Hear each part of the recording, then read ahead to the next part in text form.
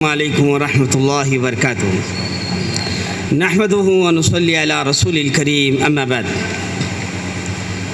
قال اللہ تبارک وتعالی فی القرآن المجید والفرقان الحمید اعوذ باللہ من الشیطان الرجیم بسم اللہ الرحمن الرحیم یا ایہا الذین آمنوا قوا انفسکم واہلیکم نارا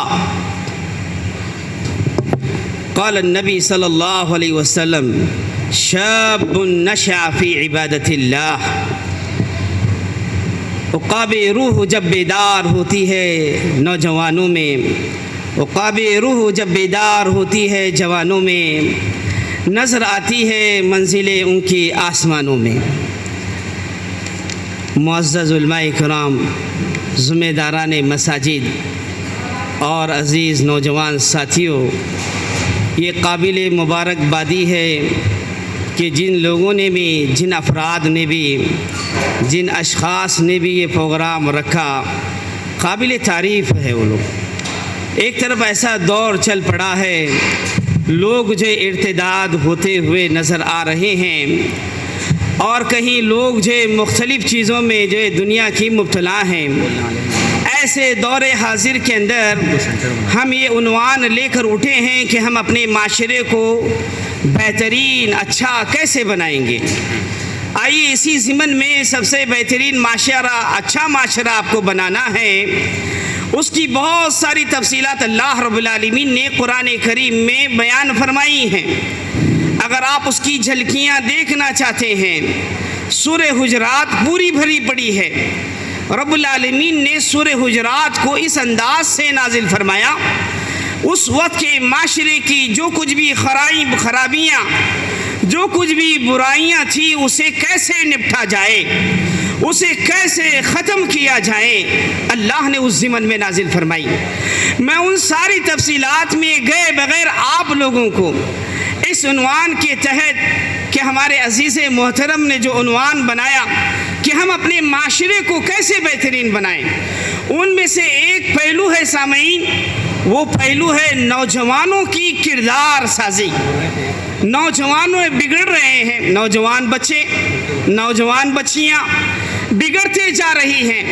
کوئی غیروں کے ساتھ پھر رہا ہے، کوئی غیروں کو گھر پہ لا رہا ہے، کوئی غیروں کی تہذیب ہی کو اچھا سمجھ بیٹھا ہے، کوئی غیر اپنی تہذیب کو اپنا رہا ہے۔ دونوں رخ ہیں، ایک ہی رخ نہیں ہے کہ امت مسلمہ ہی ارتداد کا شکار ہو رہی ہے، غلط فہمی ہے۔ وہیں پر دیکھیے دوسرا رخ ہے، ہزاروں لاکھوں کروڑوں لوگ یدخلون فی دین اللہ افواجا، اس رب کریم کے بنائے ہوئے دین، ان الدین عند اللہ الاسلام میں فوج در فوج داخل ہوتے جا رہے ہیں۔ یہ اس کی نمایاں کشی ہے۔ لیکن پھر بھی ایسے ماحول میں کہ سارے لوگ اسلام کی طرف آئیں، بجائے کہ کوئی مسلمان غیر مسلموں کے مذہب میں اختیار کرے، یہ بڑی افسوس کی بات ہے۔ آئیے میں نوجوانوں پر ہی چند باتیں بتا کر اپنی بات ختم کروں گا۔ یاد رکھیے، کسی بھی گھر کے لیے، کسی بھی مسجد کے لیے، کسی بھی مدرسے اور سوسائٹی کے لیے، کسی بھی معاشرے کے لیے اگر کوئی عظیم نعمت اللہ نے ہم سب کو عطا کی ہے، وہ نوجوان ہے۔ اگر کسی بھی قوم کا عظیم سرمایہ ہے روئے زمین پر، وہ نوجوان ہے۔ اس سے بڑھ کر میرے بھائیوں کوئی عظیم نعمت، عظیم سرمایہ نہیں ہے۔ اب اس نوجوان کو کیسے نکھاریں، کیسے بنائیں، اس کو جو شریعت کے مطابق کیسے لائیں، اسے جان کر عمل پیرا ہونا یہ بہت ضروری ہے۔ اور دیکھیے آپ، دیگر اقوام سے ہٹ کر ماہرین مورخین لکھتے ہیں۔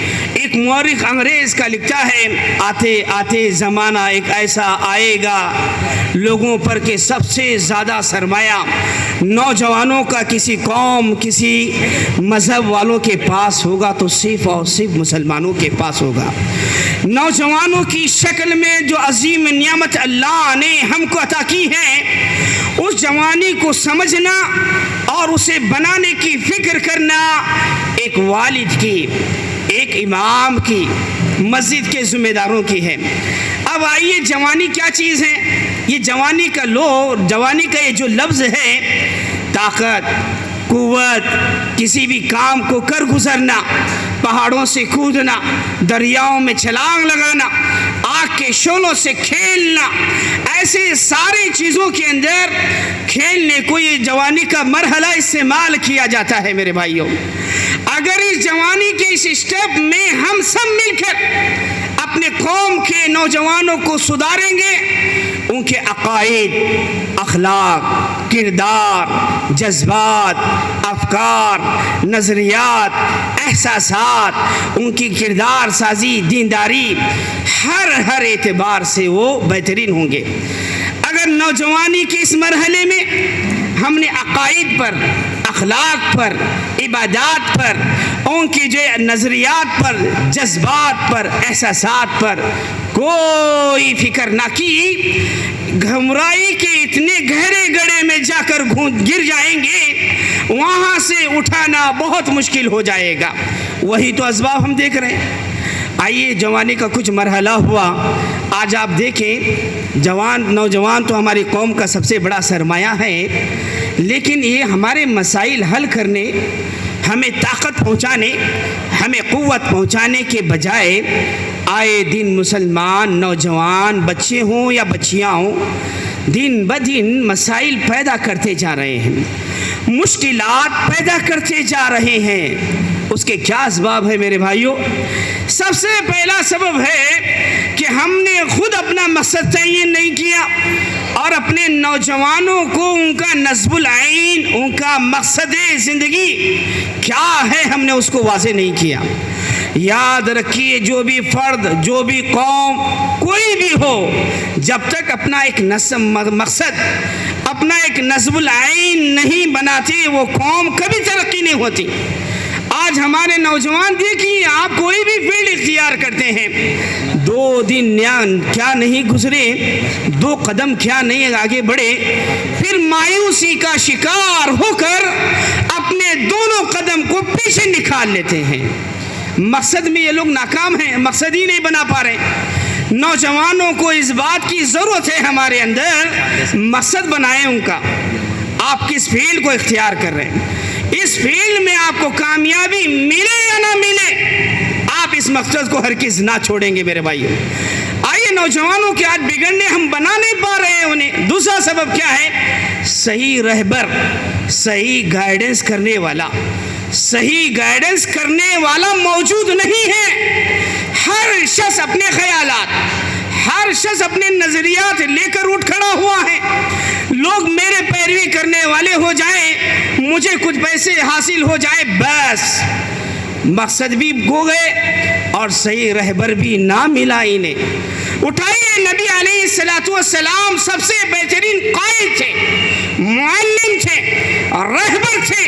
آپ کی جو دعوت سے، آپ کی اس رہبری سے کتنا بڑا مجموعہ فتح مکہ ہے، آپ کا آخری حج، زندگی کا ایک حج ہے۔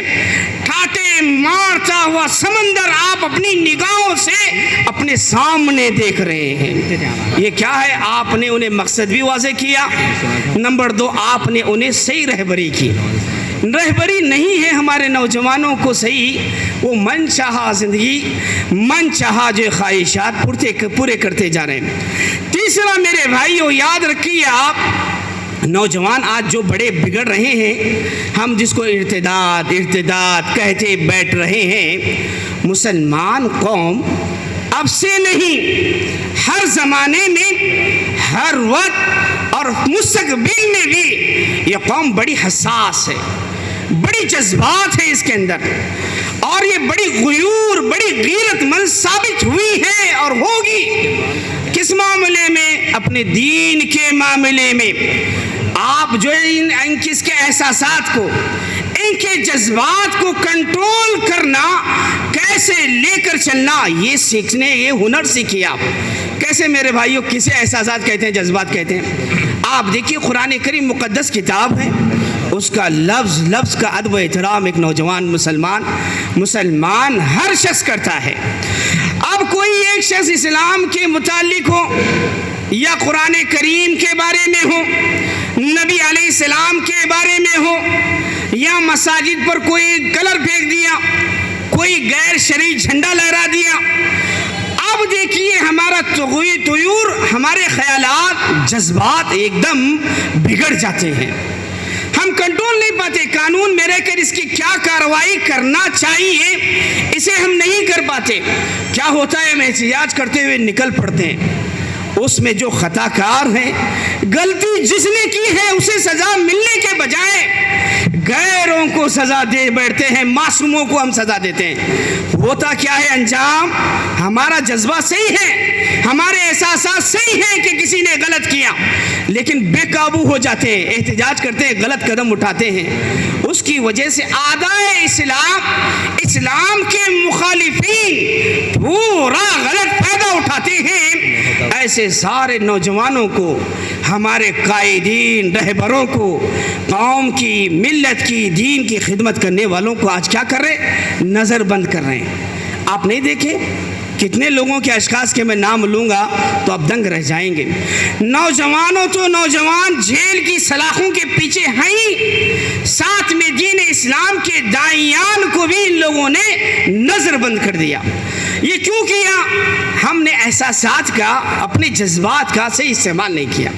میرے بھائیو، آخری اور چوتھی بات جو ہے ہمارے نوجوان بگڑے ہوئے ہیں وہ یہ ہے کہ ان کی تربیت کا نہ گھر میں صحیح ماڈل ہے، نہ صحیح نمونہ ہے، نہ دین کا کوئی صحیح منہج ان کے اندر ہے، اور نہ ہی ہمارے مساجد سے، نہ ہی ہمارے مراکز میں، نہ ہی ہم خود جو ہے ایسا کوئی دین کا جو ماحول لے کر اٹھے ہیں کہ نوجوانوں کو بنا سکیں۔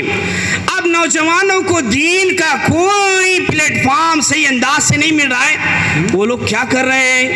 وہ لوگ سمجھ بیٹھے کہ اب یہ انٹرنیٹ، فیس بک، واٹس ایپ، اب یہ جو کچھ بھی اور دیگر ذرائع جدید آپ جو ٹیکنالوجی کے آئے ہیں، یہی میرے استاد، یہی میرے مفتی، یہی میرے فیصلہ کرنے والے۔ جو بات انہوں نے سنی، جو بات انہیں آئی فیس بک، واٹس ایپ پہ، اسے مہر لگا دیا، اسی کے مطابق اپنے عقائد، اپنے نظریات، اپنی عبادتیں، اپنے افکار، جذبات بناتے چلے گئے۔ آپ دیکھیے میرے بھائیوں، کوئی شخص ہے اسے دین معلوم ہی نہیں ہے، اب دین کا بڑا ٹھیکیدار بن بیٹھا ہے۔ یہ چار اسباب ہیں جو آج ہماری امت مسلمہ میں نہ رہنے کی وجہ سے آج امت مسلمہ کے نوجوان بچے ہوں یا بچیاں ہوں، بڑا بگاڑ آپ دیکھ رہے ہیں۔ اب آئیے میرے بھائیوں، کردار سازی کرنا، ایسا سارا جو بیٹھے ہیں ہم نوجوانوں کو جمع کرنا یا نوجوانوں کو اکٹھا کرنا، کیا یہ اچھا کام ہے یا نہیں ہے؟ آپ دیکھنا چاہتے ہیں سورہ جمعہ پڑھی، اللہ رب العالمین نے سورہ جمعہ میں فرمایا هو الذی بعث فی الامیین رسولا منہم یتلو علیہم آیاتہ ویزکیہم ویعلمہم الکتاب والحکمہ۔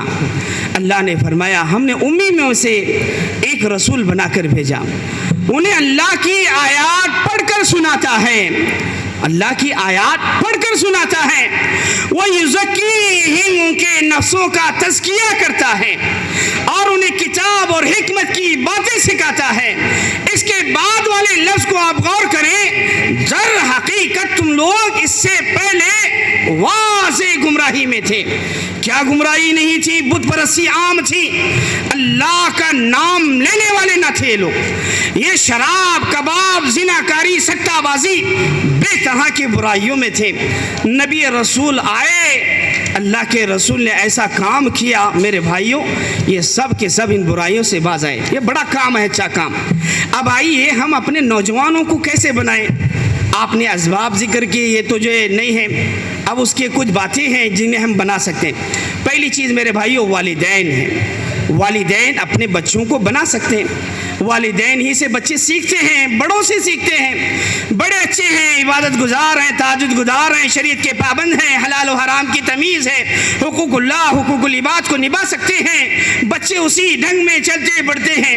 اسی لیے اللہ رب العالمین نے ہمیں یہ کہا جب بھی شادی کرو تو دیندار عورت کو انتخاب کرو۔ عورت ہی دیندار نہ ہو، مرد بھی دیندار ہو۔ جی آج عورت کو دیندار کہتے ہیں، مرد شرابی ہے چل جائے گا، جواڑی ہے، خالی مالداریت کو دیکھ رہے ہیں، نعوذ باللہ من ذالک۔ تباہی کے دلدل میں ہم جا رہے ہیں۔ جہاں پر عورت کا صحیح انتخاب ہو مرد کا بھی صحیح انتخاب ہو۔ اللہ نے قرآن کریم میں بے شمار مقامات فرمائے۔ پھر اس کے بعد جو ہے نیک و صالح اولاد کی دعائیں کریں، نیک و صالح اولاد بیوی کو ملنے وقت کی دعائیں بتائی شریعت نے، اور اولاد بھی ہو گئی تو 7 سال کی عمر میں نماز کا حکم دے۔ پھر کہا ابھی بالغ نہیں ہوئے ہیں، فجر ظہر عشاء سے پہلے گھر سے باہر جانے سے اجازت پوچھیں۔ آج وہ اجازت کیا پوچھیں، ہم اجازت پوچھنا پڑ رہا ہے۔ ہم باہر جا کے آتے ہیں، جب تک آپ گھر میں بیٹھیے یہ نوبت آ گئی ہے، نعوذ باللہ من ذالک۔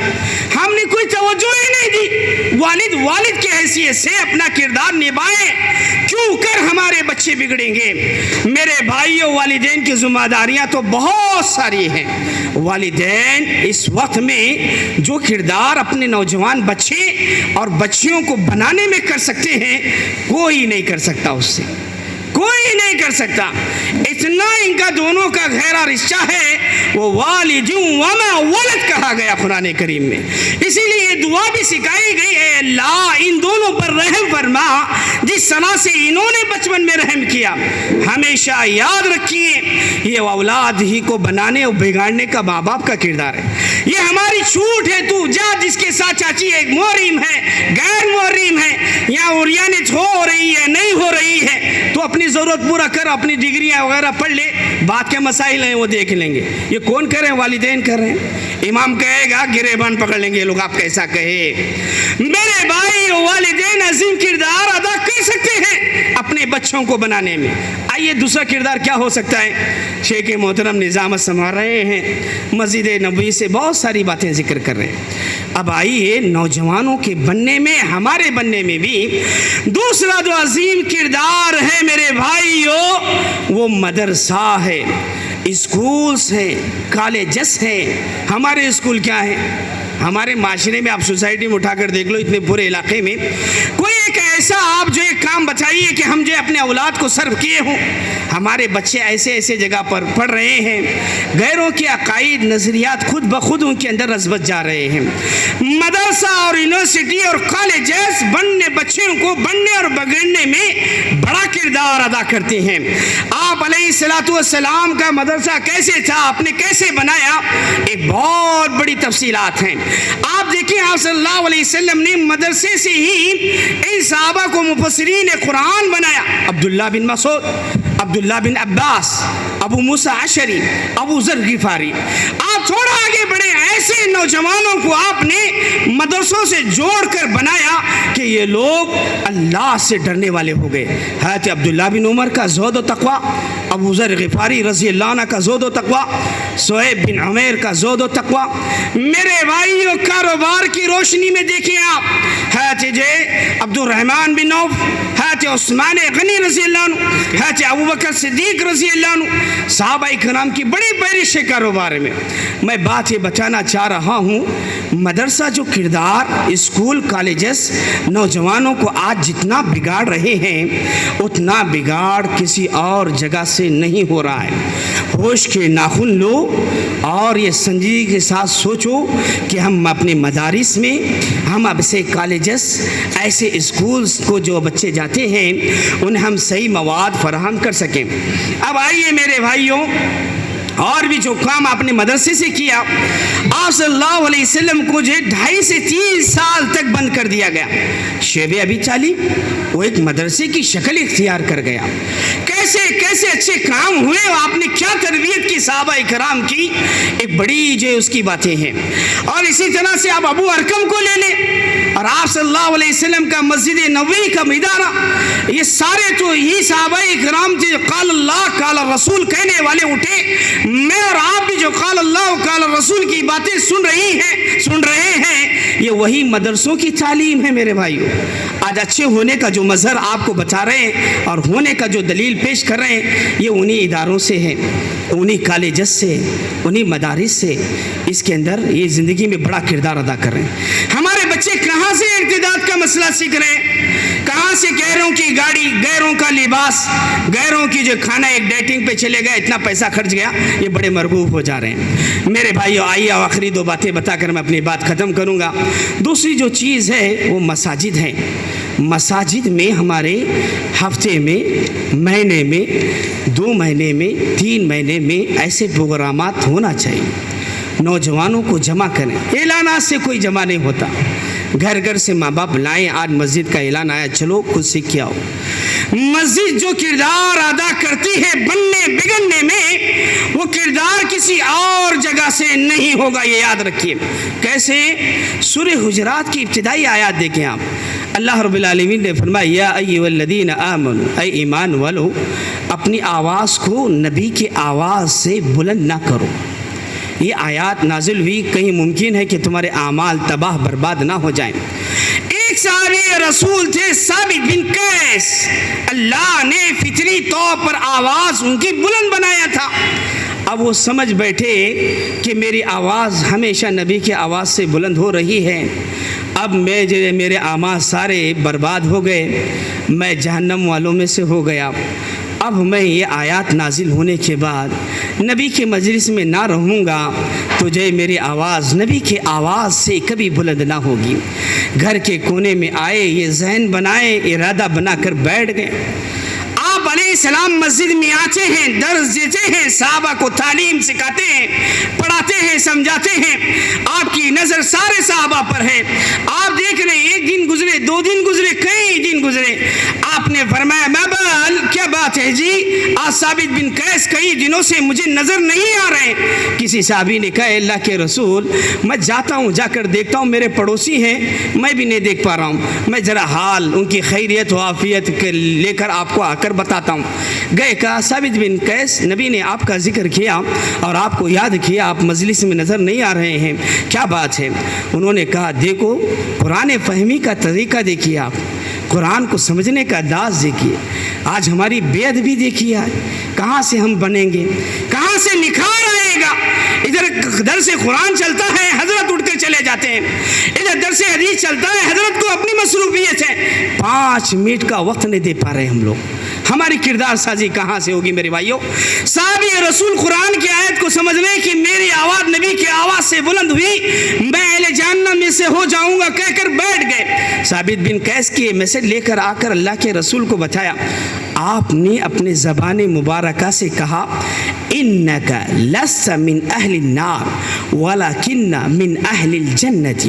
جاؤ ثابت بن قیس سے میرا یہ فرمان سنو کہ وہ اہل نار میں سے نہیں ہے جو سمجھ بیٹھے ہیں، وہ تو اہل جنت والوں میں سے ہیں، میرے صحابی رسول ہیں، میری مجلس میں آیا کریں، اور وہ ان کی فطری آواز بلند ہو رہی ہے، میری آواز سے ان کی آواز بلند نہیں ہے۔ یہ فرمان نبی کے زبان سے سنا۔ وہ اللہ کیا کردار سازی تھی میرے بھائیوں، مساجد سے کردار سازی ہونا چاہیے۔ اور دیکھو اللہ کے رسول صلی اللہ علیہ وسلم کی حدیث ہے، آپ نے فرمایا 7 قسم کے لوگ ہیں جنہیں رب کریم اپنے عرش کے نیچے سایہ دے گا۔ وہ شاب، ایسا نوجوان اور ایسے لوگ قلبہ معلق بالمساجد، جن کا دل مسجد سے لٹکا ہوا ہو، ایک نماز کیا ہوئی، دوسرا نماز کے لیے اس کا دل تڑپ اٹھے کہ میں حاضر ہو جاؤں۔ آج ہمارا حال کیا ہے؟ 10-15 منٹ ہوئے بھائی مسجد بند کر دو۔ ارے کہاں سے بیٹھیں گے جی لوگ، کہاں سے دین سیکھیں گے، کہاں سے دل ان کا مسجد سے لگے گا؟ بڑی کوتاہیاں ہیں، بڑی تلخیاں ہیں، میں بیان کروں گا تو آپ کو برا لگے گا۔ اس لیے یاد رکھو میرے بھائیوں، اللہ نے ذمہ داری دی ہے، صحیح طریقے سے نبھائیے گا اور اسے صحیح زندگی میں استعمال کیجیے۔ یہ صرف خطبہ درس و حدیث کے لیے نہیں ہے، آپ کی ساری حیات طیبہ مسجد سے جڑی ہوئی ہے۔ وفدار عبد قیس، بنو قیس، سارے قیس آ رہے ہیں، آپ سارے لوگوں کو جہاد پر بھیج رہے ہیں۔ ارے مسجد نبوی کا حال دیکھ لیے، عید کا دن ہے، ہفتی لوگ جو کرتب پیش کر رہے ہیں جہاد کے، اما عائشہ رضی اللہ عنہ کندھے پر سے اپنا چہرہ رکھ کر دیکھ رہے ہیں سارا نظارہ۔ آپ پوچھیں آپ کو بس ہو گیا تو چلے جاتی ہیں۔ مسجد میں وہ سب کچھ تھا جو ہم نے آج فراہم نہ کر کے اتنا بلند مقام بنا دیا، اب کوئی 10 منٹ آدھا گھنٹہ بیٹھ جائے تو تکلیف ہوتی ہے۔ اب وہی تو چبوتروں پہ گزار رہا ہے، وہی فلم بینی کی جگہوں پہ جا رہا ہے، وہی اغیار کی تہذیب اچھی نظر آ رہی ہے، صحیح کردار ادا کیجیے۔ وَأَنَّ الْمَسَاجِدَ لِلَّهِ، مسجد اللہ کا گھر ہے۔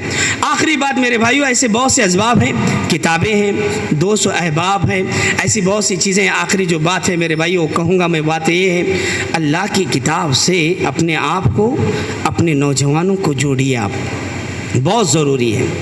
انہیں اللہ کی کتاب قرآن کریم کا صحیح تعارف پیش کیجیے، اس کا کیا معنی ہے، کیا مطلب ہے، عقائد، آپ کے اخلاق، کردار، آپ حقوق اللہ، حقوق العباد کیسے نبھائیں، اس اللہ کی کتاب سے جڑیے۔ وہ زمانے میں معزز سے ہم مسلمان ہو کر آج ہم خوار ہیں تاریخ قرآن ہو کر۔ خیرکم من تعلم القرآن وعلمہ، تم میں سب سے بہترین شخص وہ ہے جو قرآن سیکھے اور سکھائے۔ یہی بات اللہ نے سورہ آل عمران میں فرمائی۔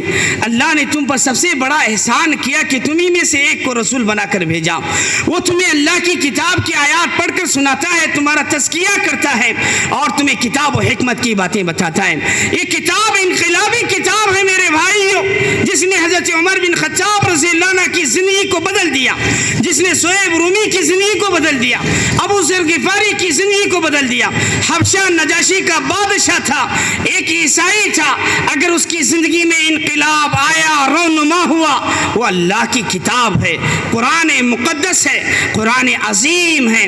اپنے آپ کو، اپنے گھر والوں کو، اپنے محلے والوں کو، اپنے دوستوں کو، اپنے نوجوانوں کو، اپنے بوڑھوں کو، اپنے بچوں کو، بہنوں کو، مائیوں کو، اغیار کو، یہود و نصارہ کو، غیر مسلمین کو قرآن کریم سے جوڑیے، قرآن کریم کا میسج بتائیے۔ اور یہی بات دیکھیں گے آپ، یرفع اللہ الذین آمنوا، جو لوگ ایمان لائے اور علم حاصل کیے، اللہ ان کے درجے بلند کرے گا۔ اگر کوئی کتاب بہترین ہے، ہو سکتی ہے، ہوگی، وہ قرآن کریم ہے۔ آپ بہت ساری کتابیں یاد رکھیے، کتابوں کا زندگی میں بڑا اثر ہوتا ہے۔ انسان کو کہا جاتا ہے کتاب کی یہ ترجمانی کر رہا ہے، اس لیے میرے بھائیوں دیگر کتابیں چھوڑیے۔ آپ بے شمار کے لٹریچر، مجلات، میگزینس، انسان فحش وغیرہ پڑھتا ہے، ان سب کو چھوڑیے۔ اگر بہترین معاشرہ بنانا چاہتے ہیں، بہترین نوجوانوں کو آپ بنانا چاہ رہے ہیں، کردار سازی ہونا ہے، ارتداد سے بچانا ہے، میرے بھائیوں اللہ کی کتاب سے جوڑیے، اللہ کی کتاب کا پیغام دیجیے۔ اللہ نے مجھے کہنے کا، ذمہ داران نے مجھے دعوت دی ایسا، اور آپ نے جو بیٹھ کر اللہ کی کتابیں سنی، میں ان سب کا شکر گزار ہوں۔ اللہ ہم سب کو، اپنے آپ کو، اپنے گھر والوں کو، اپنے نوجوانوں کو، معاشرے کو، جماعت، سوسائٹی کو بہترین بنانے کی فکر کرنے، اور اس حدیث کے مزاح خیر الناس انفعهم للناس، تم میں بہترین وہ ہے جو لوگوں کو بہترین فائدہ پہنچائیں، اس کے برابر، اس کے مزاج، اس کے مثل ہونے کے اللہ ہم سب کو توفیق عطا فرمائے، آمین۔